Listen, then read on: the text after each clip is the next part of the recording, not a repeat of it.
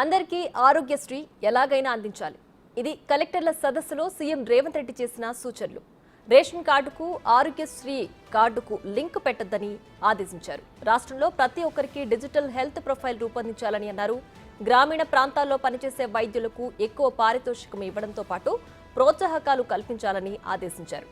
ప్రభుత్వ ఆసుపత్రుల్లో ప్రతి బెడ్కు ఓ సీరియల్ నంబర్ ఇవ్వడంతో పాటు హాస్పిటల్ మెయింటెనెన్స్ కోసం ప్రత్యేక వ్యవస్థ ఉండాలని అన్నారు.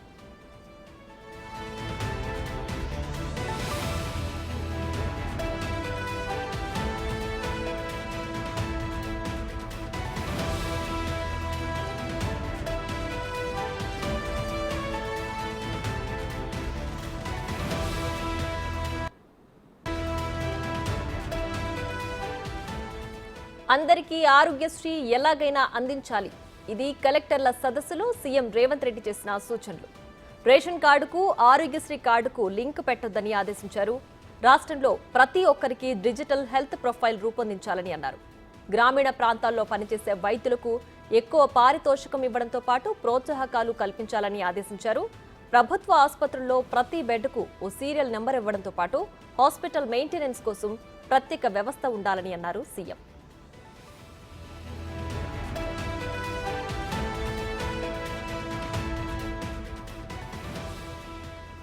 ఇక మరింత సమాచారం మా అసోసియేట్ ఇన్పుటేటర్ నగేష్ లైవ్ లో అందించడానికి సిద్ధంగా ఉన్నారు. నగేష్, చెప్పండి, అందరికీ ఆరోగ్యశ్రీ అందాలి అని చెప్పడంతో పాటు కలెక్టర్ల సదస్సులో సీఎం రేవంత్ రెడ్డి ఇంకా ఏ సూచనలు చేశారు? ఖచ్చితంగా, ఎందుకంటే రేవంత్ రెడ్డి వాళ్ళ కీలక సమావేశం సెక్రటరియట్లో నిర్వహిస్తున్నారు. తెలంగాణలో ఉన్న జిల్లా ఎస్పీలతో పాటు కమిషనర్లు, అలాగే సీనియర్ ఐఏఎస్లు, జిల్లా కలెక్టర్లు అందరితో పాటు కీలక సమావేశం ఇప్పటికి కూడా కొనసాగుతుంది. ఉదయం 9:30కే స్టార్ట్ అయింది. ఏదైతే రాష్ట్రంలో జరుగుతున్న సమస్యలు ఏదైతే ఉన్నాయో ఆ రైతులకు కావచ్చు, మిగతా వ్యవహారాలు కావచ్చు, వాటన్నిటికి సంబంధించిన అంశాన్ని పరిగణలోకి తీసుకున్నారు. అలాగే వాళ్ళ ఆరోగ్యశ్రీ పైన కీలకమైన స్టేట్మెంట్ని రేవంత్ రెడ్డి విడుదల చేసిన పరిస్థితి. హెల్త్ కమిషనర్లకు సంబంధించి సీనియర్ ఐఏఎస్లో ఉన్న అధికారులకు కూడా కీలక ఆదేశాలు జారీ చేశారు. రేషన్ కార్డుకి ఆరోగ్యశ్రీకి ఎట్టి పరిస్థితుల్లో లింకు పెట్టద్దని చెప్పారు. అలాగే తెలంగాణలో అందరికీ ఆరోగ్యశ్రీ కార్డును అందించేలా చర్యలు తీసుకోవాలని చెప్పి సీఎం తన ఆదేశాల్లో పేర్కొన్నారు. రాష్ట్రంలో ప్రతి ఒక్కరి డిజిటల్ హెల్త్ ప్రొఫైల్ ఖచ్చితంగా రూపొందించాలని చెప్పి అధికారులకు ఆదేశాలు జారీ చేశారు.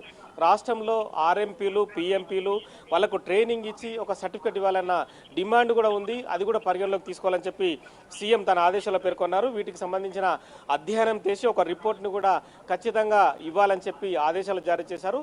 ఏదైతే ఆ రిపోర్టు ప్రకారం జీవో కూడా జారీ చేస్తామని పేర్కొన్న పరిస్థితి. రూరల్ ఏరియాలో పనిచేసే వైద్యులకు పారితోషికం ఎక్కువ ప్రోత్సహించేలా చర్యలు కూడా తీసుకోవాలని చెప్పి అధికారులను ఆదేశించారు. ప్రభుత్వ ఆసుపత్రుల్లో ప్రతి బెడ్కు ఒక సీరియల్ నెంబర్ ఉండేలా కూడా చర్యలు తీసుకోవాలన్నారు. ఎందుకంటే చాలా ఆసుపత్రుల్లో కూడా ఒక రకమైన కన్ఫ్యూజన్ కొనసాగుతుంటుంది.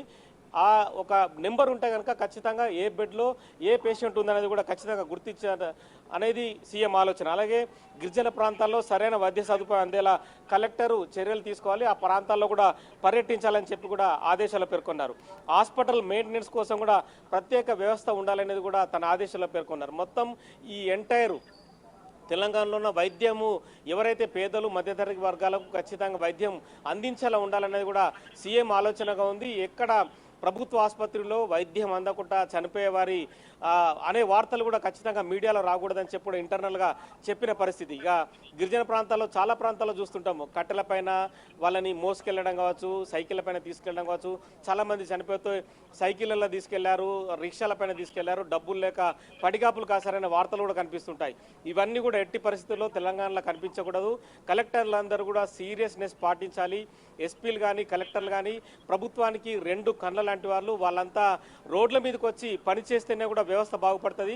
వాళ్ళంతా ఏసీ గదుల్లో ఉండకూడదని చెప్పి కూడా ఆదేశాల్లో పేర్కొన్న పరిస్థితి. ఈ క్రమంలోనే వైద్యం అంటే వైద్యం మెరుగ్గా ఉండాలి తెలంగాణలో అనేది కూడా సీఎం రేవంత్ రెడ్డి ఆలోచన కనిపిస్తుంది. ఈ క్రమంలోనే వైద్యానికి సంబంధించి పర్టికులర్ ప్రణాళికను రూపొందించి ముందుకెళ్లే దిశలో ప్రభుత్వం ఉన్నట్టుగా కనిపిస్తోంది.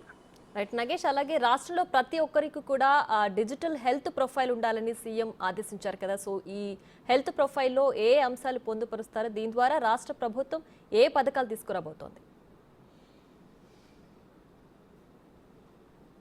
ప్రొఫైల్ ఉండడం వల్ల ఏంటంటే అంటే వీళ్ళంతా కూడా ఊర్లో ఆర్ఎంపీ పిఎంపీలకు కూడా వాళ్ళకు కూడా ఒక జీవో ఉండాలన్న ఆదేశాల్లో పేర్కొనడం ఏంటంటే వాళ్ళ నుంచి కూడా ఒక సమాచారాన్ని సేకరించాలనేది సీఎం ఆలోచన కనిపిస్తుంది. ఎందుకంటే వాళ్ళంతా స్ట్రాంగ్గా ఉంటే కనుక ఒక విలేజ్లో ప్రతి ఇంటికి వెళ్ళి కూడా ఒక కుటుంబంలో ఎంతమంది సభ్యులు ఉన్నారు అంటే పిల్లలు పెద్దలు వాళ్ళ భార్య కావచ్చు ముసలోళ్ళు కావచ్చు వాళ్ళందరికి సంబంధించిన ఎర్త్ ప్రొఫైల్ను రూపొందిస్తే కనుక ఇదంతా డిజిటల్ రూపంలో ఉండాలనేది ఆలోచన కనిపిస్తుంది. ఎందుకంటే ఒక జిల్లాకు సంబంధించి కలెక్టర్ దగ్గర కావచ్చు జిల్లా వైద్యాధికారి దగ్గర కావచ్చు ఆ జిల్లాలో ఎంతమంది వృద్ధులు ఉన్నారు మహిళలు ఉన్నారు పిల్లలు ఉన్నారు వాళ్ళ ఆరోగ్య పరిస్థితి ఏంటనేది కూడా తెలుసుకోవచ్చు అనేది సీఎం ఆలోచన కనిపిస్తుంది. ఈ క్రమంలోనే హెల్త్ ప్రొఫైల్ రూపొందిస్తే కనుక వాళ్ళకు సంబంధించి కూడా ఎప్పటికప్పుడు పర్యవేక్షణ జరుగుతుంది అనేది సీఎం ఆలోచనగా ఉన్నట్టుగా తెలుస్తుంది.